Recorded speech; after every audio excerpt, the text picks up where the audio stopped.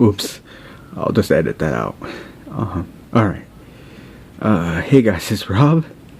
And, for a little while now, I've been contributing on Patreon to Amos Yee. He's this guy, he's like in his 20s, who escaped from, Singapore, because of their government being, you know, horrible and censoring people and shit like that. And of all places, he came to America. Yeah, and since he's been here, he's been nothing but, like, you know, censored, pretty much. In America, censorship doesn't really come from the government as much. It comes from the quote-unquote wisdom of the crowd around him. He's been banned from Facebook and all kinds of other stuff, and just browbeaten and people ripping him apart on YouTube and shit like that, because he has some interesting beliefs. Pretty much he believes that children have the ability to consent, as in a moralistic consent. Like, we're not talking about legal consent, because under the laws, which are pretty much arbitrary depending on where you go, you know, they can't consent legally. But he was talking more about moral consent. And I agreed with a lot of it. I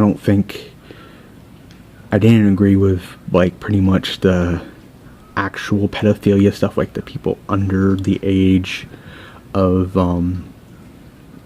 sexual development. He has some beliefs about that I disagree with. I think that we have people who make conscious decisions to do things, and then they regret it, and then they use these social buzzwords and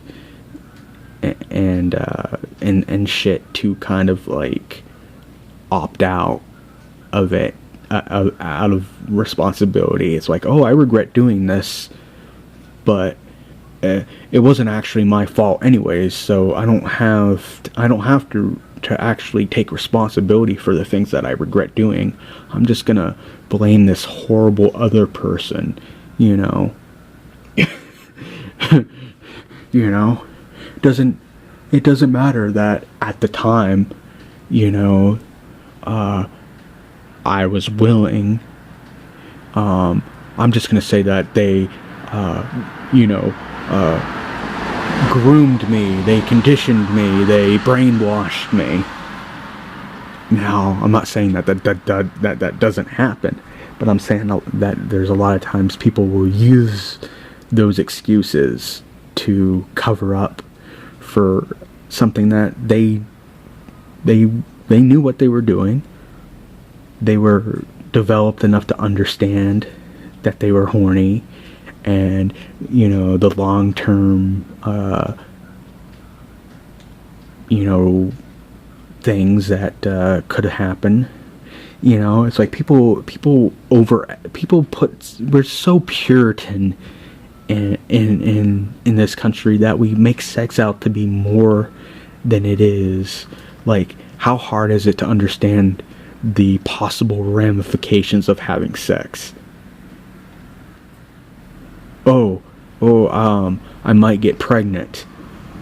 You know, I might be labeled, you know, something by other people. Like, people might consider me easy and so on and so forth. I might get an STD, you know, so on and so forth. That's not really all that hard to comprehend. So I agreed with a good portion of what he said about like older people, not like the under the age of